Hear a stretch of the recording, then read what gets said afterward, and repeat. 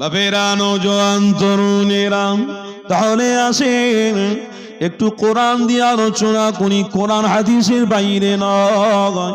কেননা নবী দয়ান নবী আমার আজ থেকে 1000 বছর আগে আপনার আমার জন্য কি মেসেজ দিয়েছিল ওটাই লক্ষ্য করা দরকার। এ যুবক তরুণীরা, আল্লাহ নবী নবী দয়ান নবী আমার আজ থেকে 1000 বছর আগে সাহাবাদের ঘরে সাবধান করে দিয়েছিলেন, বাবা সাহাবারা আমি নবী তোমাদেরকে জানিয়ে দিলাম, খবরদার তোমরা ওই কাজ কোনোদিন করো না যে কাজ করলে আল্লাহ নারাজ হবে। আমি হাবিব আমার কথাটাকে অমান্য করা হবে। খবরদার তোমরা ওই কাজটা করো না। ওই কাজ যদি করো তাহলে আল্লাহর পক্ষ থেকে তোমাদের উপরে বড় বড় ছোট ছোট আযাব দেওয়া হবে। অতএব ওই কাজ থেকে তোমরা বাঁচো। আমার নবী পাকের সাহাবারা সবাই এক বাক্যে বলেছিলেন, ইয়া রাসূলুল্লাহ হাবিবাল্লাহ, হুজুর আপনার কথা আজ থেকে আমরা আর কোনোদিন অমান্য করব না।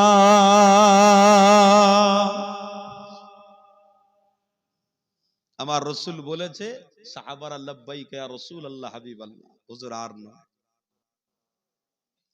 অন্যায় হয়ে গেছে, ভুল হয়ে গেছে, আমার রাসূলের দরবারে এসে সংশোধন হয়ে গেছে। জোরে বলুন সুবহানাল্লাহ। কিন্তু আজকের সময়ে অনেক মাহফিল, অনেক ওয়াজ নসিহতের আলেম উলামারা আছে, ওই সংশোধন হওয়ার মাজলিস আল্লাহ কপালে জোটায়, কিন্তু সবাই আছে যে যা ধান্দায় আছে। কেউ তওবা নিতে আসে, কেউ আবার মাহফিলে ওয়াজ ইমাম সাহেব যে বক্তব্য দেয় বা ওলামারা আওয়াজ দেয়, বক্তব্য দেয়, আলোচনা করে, ওই আলোচনাকে শোনার জন্য আসে, শুধু শোনার জন্য, আমল করার জন্য নয়। আবার কেউ কেউ আসে এই গ্রামে নারীদের ঘরে দেখার জন্য, আবার কেউ কেউ আসে এই গ্রামের বৌমাদের ঘরে দেখার জন্য। খবরদার রাগ করবেন না। আজ থেকে আমরা প্রতিজ্ঞাবদ্ধ করব, আমার নবী যে রাস্তা দেখিয়েছে ওই রাস্তাটা হলো সঠিক রাস্তা। আমার নবী পাকের সাহাবারা সবাই মেনেছিল, অবশ্যই আপনাকে আমাকেও 100% মানতে হবে। এটাকে অস্বীকার করলে হবে না, কেননা নবী যে রাস্তা দেখিয়েছে ওটাই হলো ঈমানি পথ।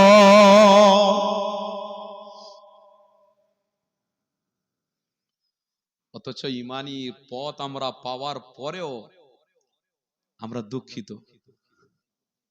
অনেকের মন খারাপ হয়, অনেকের কষ্ট হয়। কথা শুনছেন তো বাপ?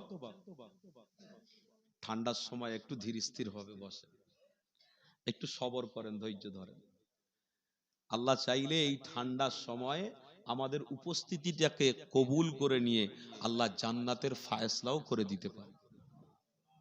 কিছু পেতে গেলে একটু কষ্ট করতে হয় বাপ, না খাটলে খাওয়া হয়? বলেন বলেন বলেন, না খাটলে খাওয়া হয় কারো? কেউ পেশায় ব্যবসা, কেউ পেশায় দোকানদার, কেউ পেশায় রাজমিস্ত্রি, কেউ পেশায় ব্যবসায়ী, কেউ পেশায় ভ্যানওয়ালা, কেউ পেশায় আবার দোকানদার, কেউ এটা বেচে ওটা বেচে, কিছু না কিছু আমরা করে খাই। কেউ পেশায় চাকরিজীবী। খাটতে তো হয়, বলেন কেন খাটি? আমার বাচ্চা, আমার বিবি শান্তিতে থাকার জন্য, আমার ছেলেকে শিক্ষিত বানাবার জন্য আমরা পরিশ্রম করি। ও যুবক, ওটা তো দুনিয়ার পেটের মশলা ছিল, ওটা তো দুনিয়ার ব্যাপার ছিল। কিন্তু আজকে তো আপনি বসেছেন, শুধু দুনিয়ার নয়, ও সালাসাতুন, 3টে জায়গা আল্লাহ কামিয়াবি করবে। একটু ধৈর্য ধরতে হয়। এই জায়গায় যে ধৈর্য ধরবে, নবী বলেছে সে আল্লাহকে খুশি করে বাড়ি ফিরবে। আর এ জায়গায় যে ধৈর্য হারাবে, আল্লাহ নবী বলেছে সে শয়তানকে খুশি করে বাড়ি ফিরবে।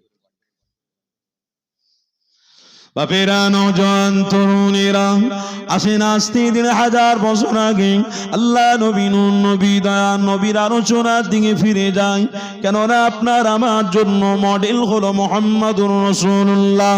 এই রসুলকে আমরা যদি প্রেম করি আমাদের ঈমান মজবুত হবে, আর যদি মুহাম্মদ রসুলকে না ভালোবাসি আমাদের ঈমান কোনোদিন মজবুত হতে পারে না। কেননা আল্লাহ নিজে বলেছে, ইন্নামা বুইস্তু মুআল্লিমান, আমার হাবিবকে তামাম পৃথিবীর মানুষের জন্য আমি আল্লাহ শিক্ষা গুরু করে বানিয়েছি। আরো জোরে বলুন, আল্লাহ নবী, নূর নবী, দয়ার নবীকে আল্লাহ শিক্ষা গুরু করে বানিয়েছে। ওই রসুলকে ধরা আমাদের জন্য কি বানিয়েছে এটাও জেনে রাখা দরকার।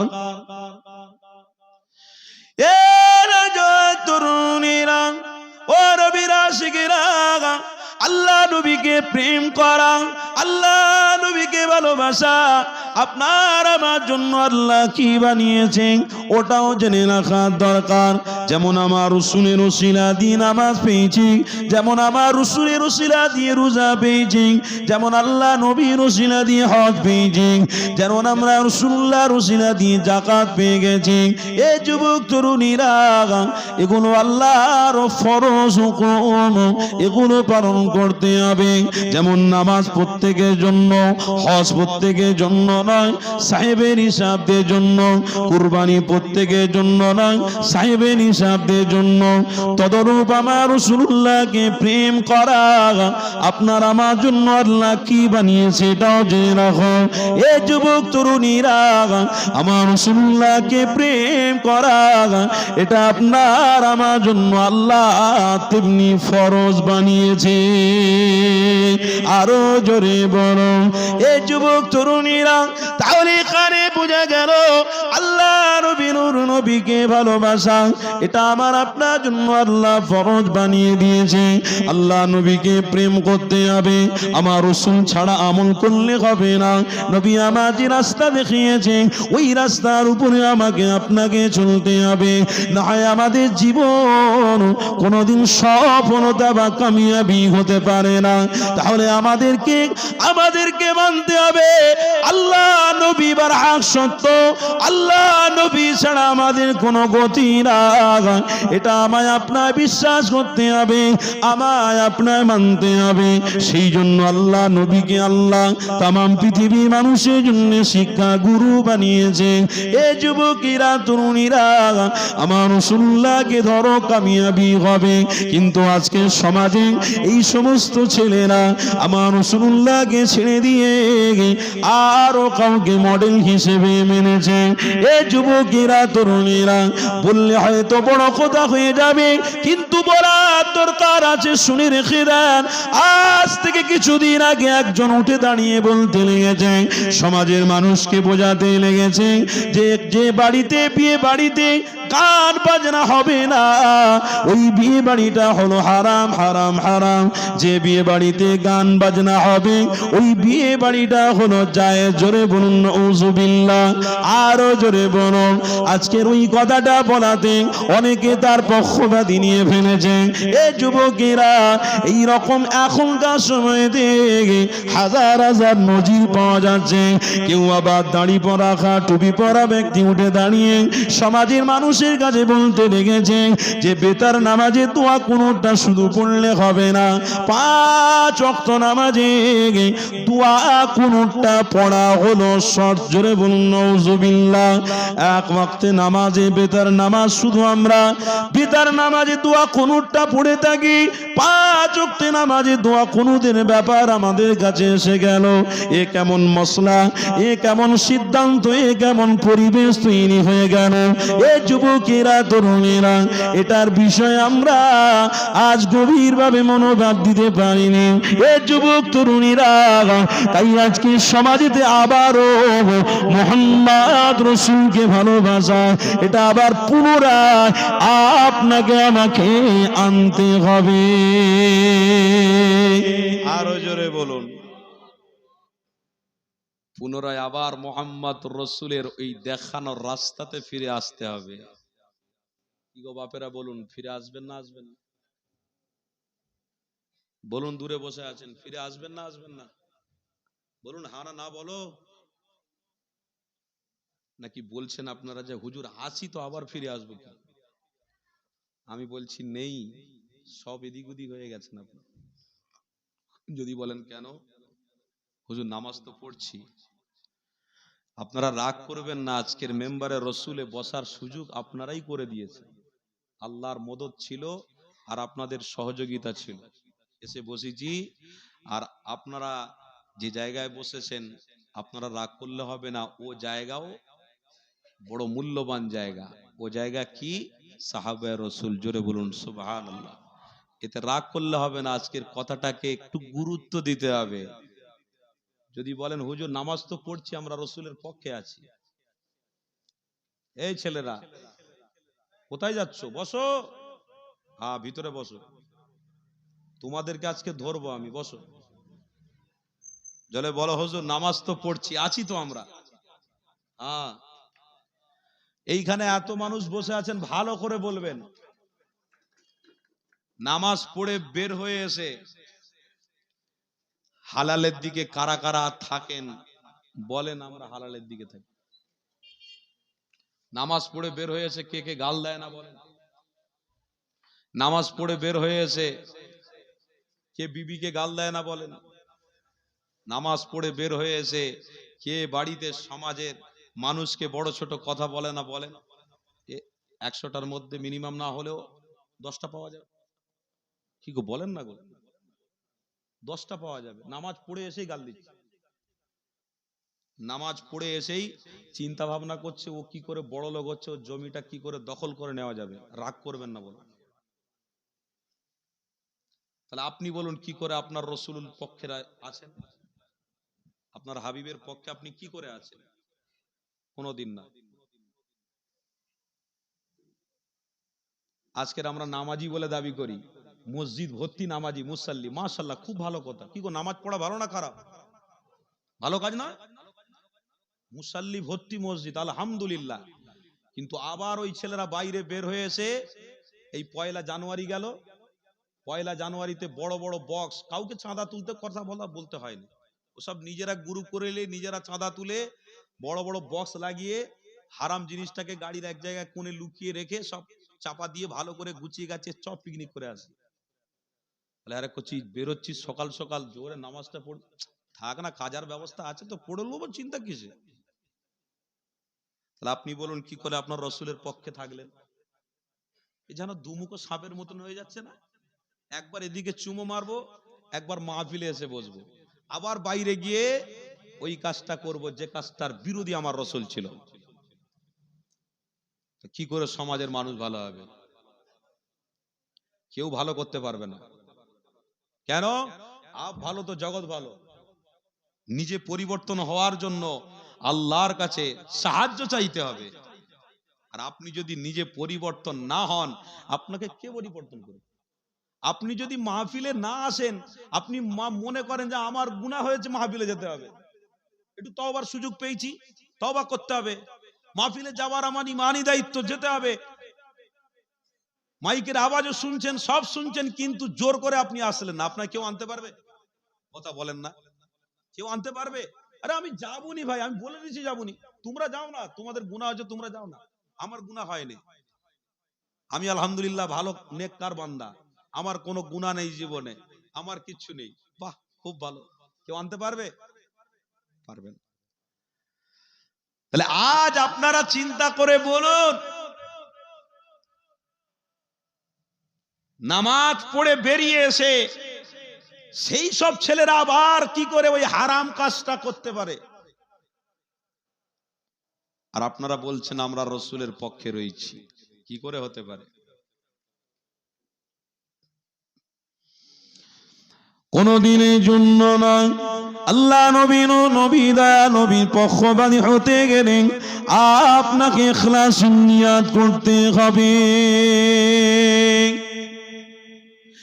এ যুবক তরুণীরা, আল্লাহ নবীর আশিকরা প্রেমিকরা শুনে রেখে দাও, বুখারী শরীফের হাদিস রয়েছে, ইন্নামাল আমালু বিন্নিয়াত, তোমরা নিয়তটাকে পাকা করো, কেননা নিয়ত যার পাকা থাকবে আল্লাহর পক্ষ থেকে ফয়সালা হবে, যেমন নিয়ত হবে তেমন ফয়সালা হবে।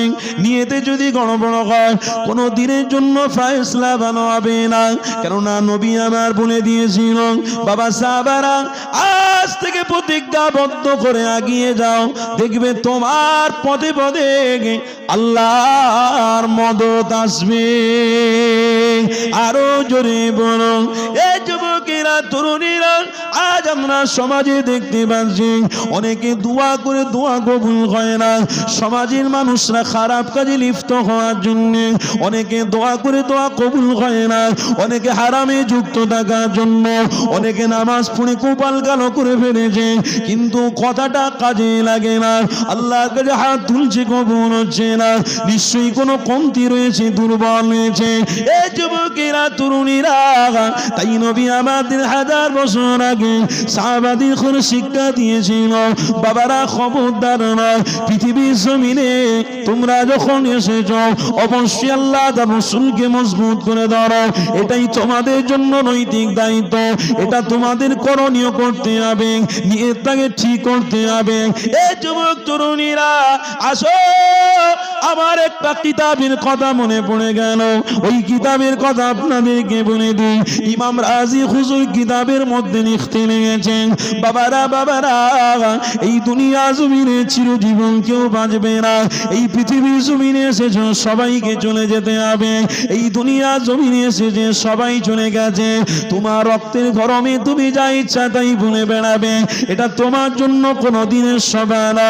এই যুবক তরুণীরা আজকে নিজে হাতে অনেককে দাফন করে ফেলেছে, আজকে গ্রামের অনেক জানাজার নামাজে শরীক হয়েছে। এই যুবক তরুণীরা, আল্লাহ নবী দা নবী আমার একই কথা বলেছিল, বাবা সাহাবারা শুনে রেখে দাও, দুনিয়া ফাইন্নাহা লাইসাত বিদারি মাকাম ওয়ালা তাতমাউ ফি দুনিয়া ওয়ালাউ খালাতুমাল ফাআমিন ওয়াসুকু ইলাল্লাহ। নবী আমার সাহাবাদের করে বুঝাতে লেগেছে, এ বাবা সাহাবারা, এই দুনিয়া জমিন চিরজীবনের জন্য না, এই দুনিয়া জমিন ছেড়ে দিতে হবে। তাই ইমাম রাজি হুজুর লিখতে লেগেছে, আল ওয়াক্তু আসমানু মিনাজ যাগা, পৃথিবীর জমিনেতে সব থেকে তোমার আমার জন্য মূল্যবান হলো কোনটা?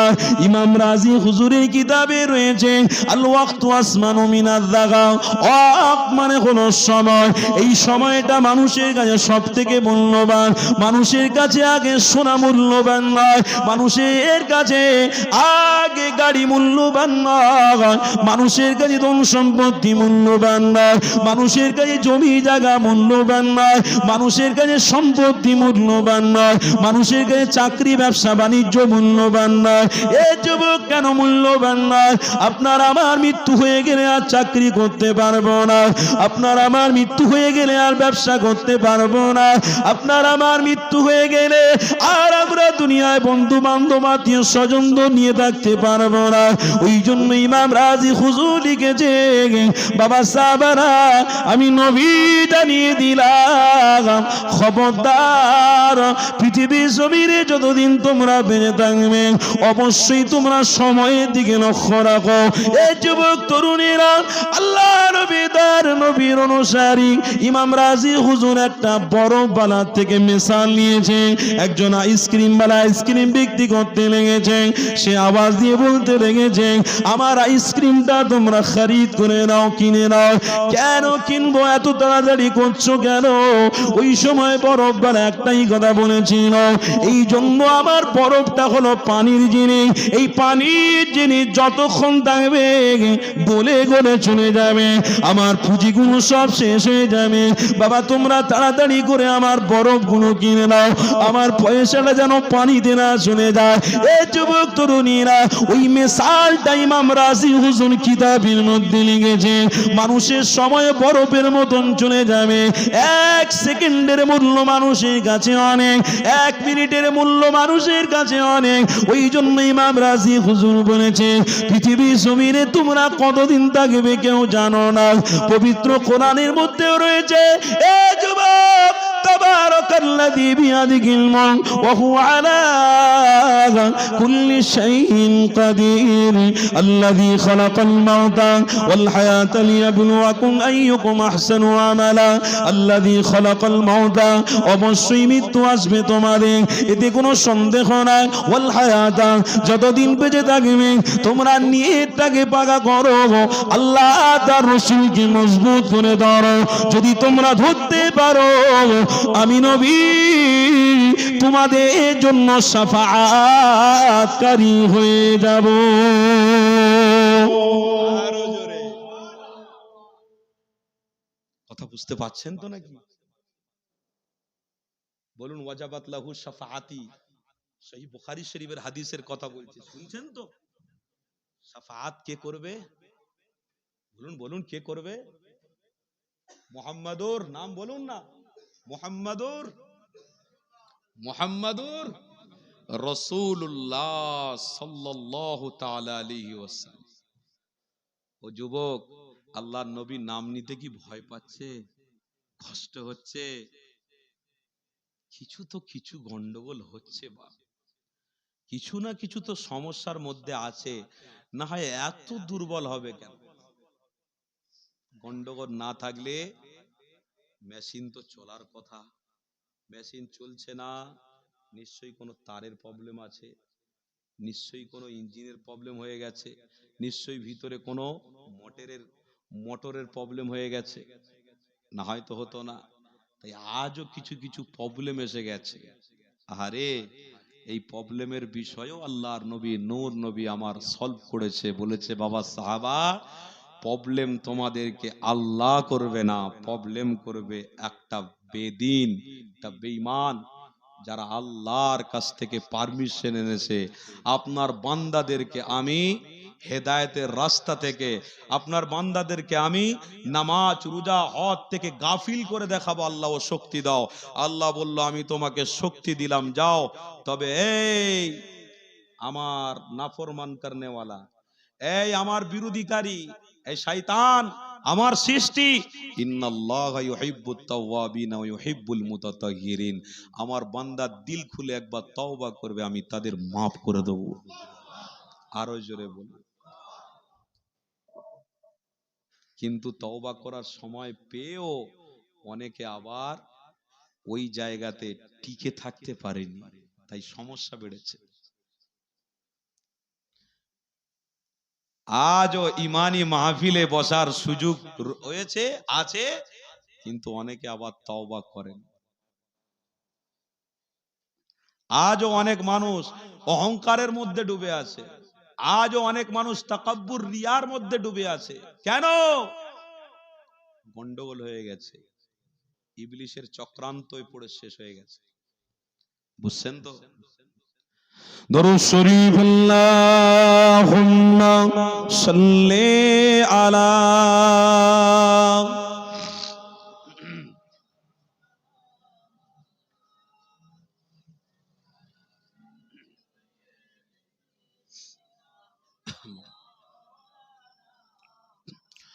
छोड़ फिक्र दुनिया की चल मदीने चलते हैं, जोड़े बोलूं ना सुभान अल्लाह। छोड़ फिक्र दुनिया की चल मदीने चलते हैं, मुस्तफा गुलामों को किस्मतें बदलते हैं। तो मोहब्बत হবে না? रहमतों की चादर के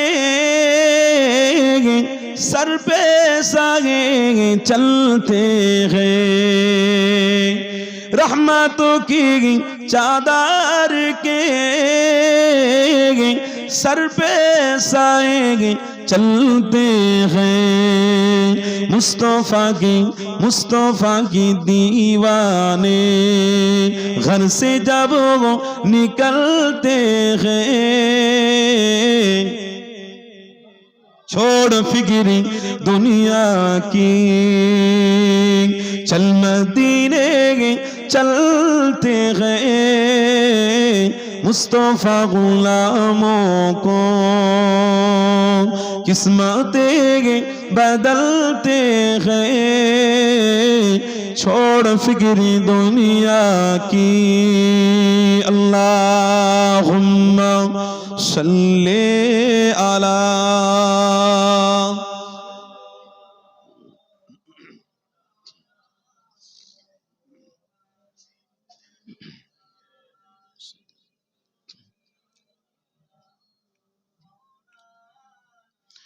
जिक्र साखे बतहा को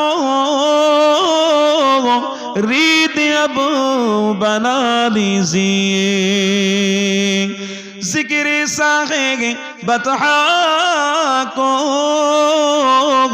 रीत अब बना लीजिए ए ओ जिक्र है जैसे गम खुशी में ढलते हैं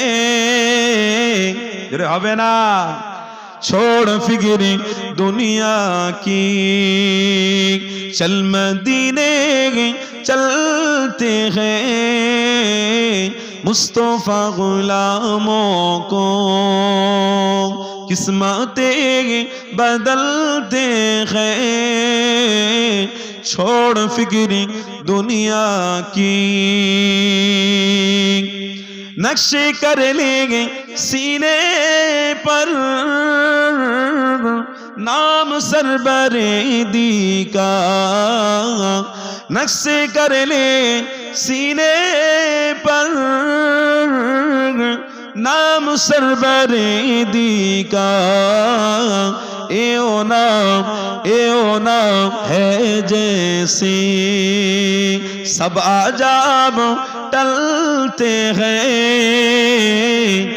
হবে না নবীর নামের ওসিলায় বড় বড় আযাব ছোট ছোট আযাবকে আল্লাহ দূরে সরিয়ে দেয় জোরে বলুন নারে ভাই छोड़ फिक्री दुनिया की चल मदीने चलते हैं मुस्तफा गुलामों को किस्मतें बदलते हैं छोड़ फिक्री दुनिया की अल्लाहुम्मा सल्ले अला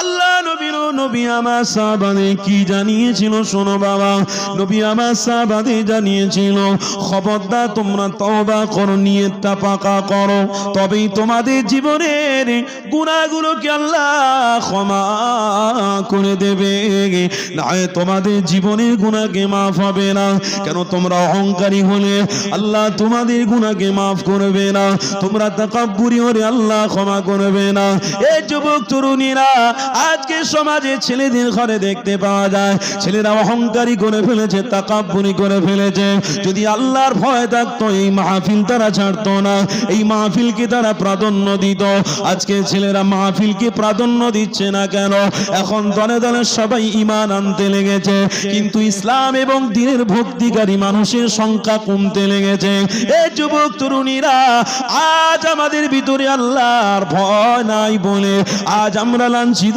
অপমানিত হতে লেগেছি আপনারা আমাকে যদি প্রশ্ন করেন হুজুর আবার কি করে আল্লাহকে ভয় করব এ যুবক তরুণীরা শুনে রেখে দাও ভয় করার মতো করো কেননা নবী আমার যেমন ভয় দেখিয়েছিল ওই ভয় দেখানোটা আমার আল্লাহর পক্ষ থেকে নবীকে দেওয়া মেসেজ ছিল ভয় দেখানোর মতো দেখাও কেননা বান্দা দুনিয়ার মায়ায় যেন না পড়ে যায় এই দুনিয়া জালে যদি পড়ে গিয়ে আমি আল্লাহ মাকে আমার রাসূলকে যদি ভুলে চলে যায়, তাহলে তাদের জন্য আমি কি আযাব রেখেছি?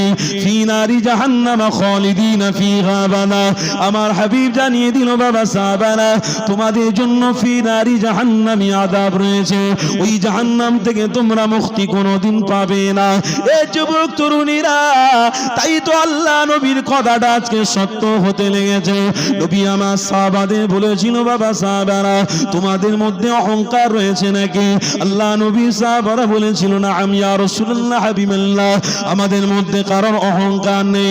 আমার নবী পাক বলেছিল, তোমাদের মধ্যে রিয়া আছে নাকি? না আমি ইয়া রাসূলুল্লাহ হাবিবাল্লাহ, আমাদের কারোর মধ্যে রিয়া নেই। আমার রাসূলুল্লাহ বলেছিল, তোমাদের কারোর মধ্যে হিংসা আছে নাকি বলো। আল্লাহ নবী জানাতে লেগেছে, নবী পাকে সাহাবারা সবাই দাঁড়িয়ে আল্লাহ নবীকে বলেছিল, না আমি ইয়া রাসূলুল্লাহ হাবিবাল্লাহ, আমাদের কারোর মধ্যে হিংসা নেই। আল্লাহ নবী একজন সাহাবীকে উঠে দাঁড়াতে বললেন, নবীর একজন সাহাবী দাঁড়িয়ে গেল। আরে নবী আমার জিজ্ঞাসা করতে লেগেছে, বাবা তোমার মধ্যে কেন অহংকার নেই, তাকাব্বুর নেই, রিয়া নেই, কেন তোমাদের মধ্যে হিংসা নেই বাবা বলো। আব্দুল্লাহ হুজুর আমার ওই সময় আমার নবী পাককে বলেছিল, ইয়া রাসূলুল্লাহ হাবিবাল্লাহ, আপনার চেহারা দেখলে আমাদের রিয়া চলে যায়, আপনার চেহারার দিকে তাকালে আমার হিংসা ভুলে যায়, আপনার চেহারার দিকে তাকালে আমরা বিদ্বেষ করতে পারি না। কেন বাবা? আল্লাহ নবী সাহাবারা বলেছিল, ইয়া রাসূলুল্লাহ হাবিবাল্লাহ, হুজুর আপনার দরবারটা হলো আমাদের জান ঠান্ডা করা দরবার। আরো জোরে বলো, যুবক তরুণীরা, বাবা মায়েরা, ও আমার রাসূলুল্লাহ দিওয়ানারা শোনো, আজও সেই দরবার রয়েছে, আজও সেই সিস্টেম রয়েছে। এ যুবক, ওই সিস্টেমে তোমরা আসলে তবেই তো রহমত পাবে, না হয় তোমরা রহমত থেকে বঞ্চিত হয়ে যাবে। এই জায়গাটা হলো রহমতের জায়গা, এই জায়গা হলো হিংসা ভুলে যাওয়ার জায়গা, এই জায়গা হলো বিদ্বেষ ভুলে যাওয়ার জায়গা, এই জায়গা হলো আল্লাহ তার রাসূলকে পাওয়ার জায়গা। এই জায়গায় তুমি যদি না আসো তাহলে তোমার হিংসা রয়েছে, এই জায়গায় তুমি যদি না আসো তাহলে তোমার বিদ্বেষ রয়েছে। এই যুবকেরা তরুণীরা, তাই আপনাদের ঘরে জানিয়ে দিই, খবরদার এই কাজটা যেমন আমার রাসূলুল্লাহ সাহাবারা দাঁড়িয়ে আমার রাসূলকে বলেছিল, আপনার দরবারে আসলে আমরা হিংসা ভুলে যাই, আপনার দরবারে আসলে আমরা সব কিছু ভুলে যাই, শুধু আপনার চেহারা দেখলে আমাদের জান ঠান্ডা হয়ে যায়। এই যুবকেরা তরুণীরা, আজ সেই দরবার চলছে, সেই রাস্তা চলছে। যদি হক্কানি আলেমদের সঙ্গে ওঠা বসা করো, যদি ভালো মানুষের সঙ্গে সম্পর্ক রাখো, অবশ্যই তোমাদের মধ্যে হিংসা থাকবে না। কেননা ওলামারা কোনোদিন আপনার হিংসা শেখাবে না, ওলামারা কোনোদিন আপনাকে বিদ্বেষ শেখাবে না। এই যুবক তরুণীরা, আজ সমাজের মানুষগুলো পয়সার দিকে লক্ষ্য করে, আজ সমাজের মানুষগুলো পয়সার লোভী হয়ে গিয়ে আজ ওলামাদের সঙ্গে ওঠা বসা করতে ভুলে গেছে, আজ ওলামাদের থেকে সম্পর্ক বিনিয়ে দিয়ে আজ অনেক দূরে চলে যেতে লেগেছে। এই যুবক তরুণেরা, তাই আমার মনে পড়ে গেল, এই পশ্চিম বাংলা যিনি অবদান তৈরি করেছিল, এই পশ্চিম বাংলা জেলার ভূমিকা অনেক ছিল, তিনি অন্য কেউ নয়, তিনি হলেন আপনার আমার পীর আমিরের শরিয়ত কুতুবুল আলা মুসাদ্দিদুজ্জামান দাদা পীর রহমাতুল্লাহ আলাইহি।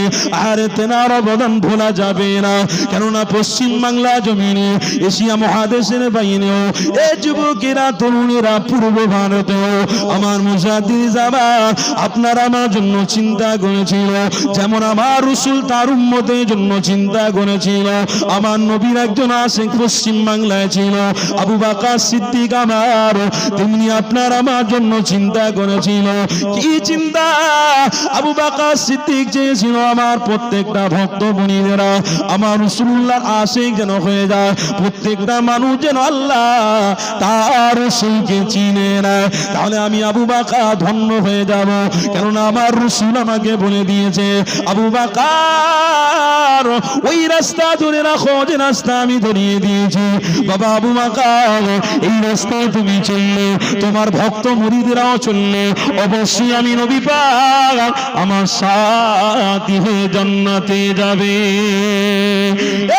যুবক তরুণীরা, দিওয়ানা, ও রাসূলুল্লাহ দিওয়ানারা, আজকে সেই আবু বকর সিদ্দিককে ভুলে গেলা, আজ তিনার অবদানকে ভুলতে বসেছি। আজ মুজাদ্দিদ জামানকে অনেকে গালি দিতে লেগেছে। খবরদার, আমার মুজাদ্দিদ জামান উপকার করেছে, লস করেনি।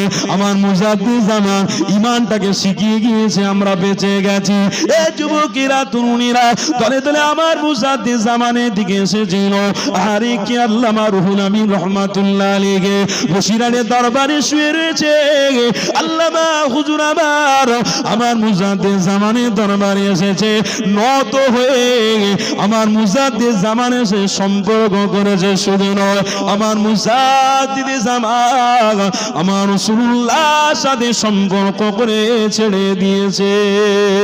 আরো জোরে বলো, এ যুবকেরা, তরুণীরা, আল্লামা নিসারউদ্দিন রহমাতুল্লাহ আলাইহি বাংলাদেশে বাড়ি গো। আমার মুজাদ্দিদ জামানের সঙ্গে সম্পর্ক করেছিল। আমার মুজাদ্দিদ জামান আমার রাসূলুল্লাহর সাথে সম্পর্ক গড়িয়ে দিয়েছিল।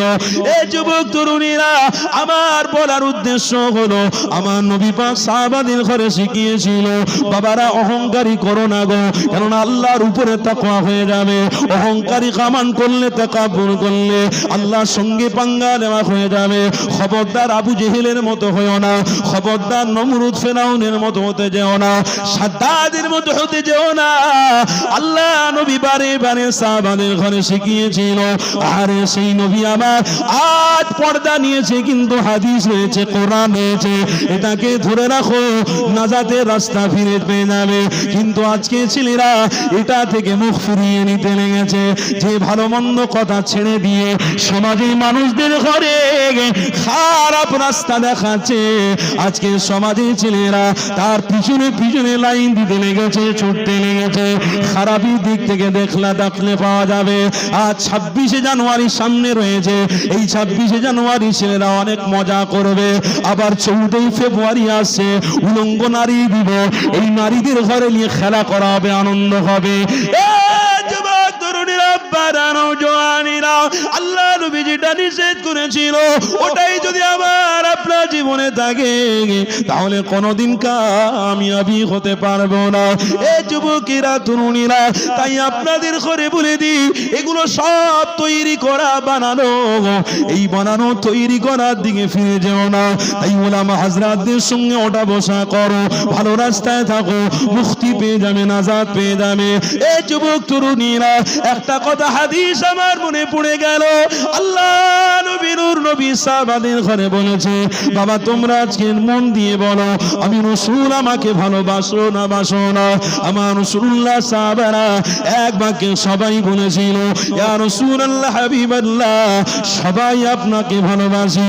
আল্লাহ নবীর একজন প্রেমিক সাহাবী উঠে দাঁড়িয়েছে, ইয়া রাসূলুল্লাহ হাবিবাল্লাহ, আপনাকে আমি অধিক পরিমাণে ভালোবাসি। বাবা কেমন তুমি ভালোবাসো? ওই নবীর প্রেমিক সাহাবী বলতে লেগেছে, ইয়া রাসূলুল্লাহ হাবিবাল্লাহ, আমার কন্যা যদি ইন্তেকাল হয়ে যায়, আমার কন্যার লাশটাকে আমি ছুঁয়ে দেখতে যাচ্ছি। ইতি সময়ে পিছন থেকে আমার রাসূল যদি আমাকে ডাক দেয়, আমার রাসূলুল্লাহ ডাকে আমি আগে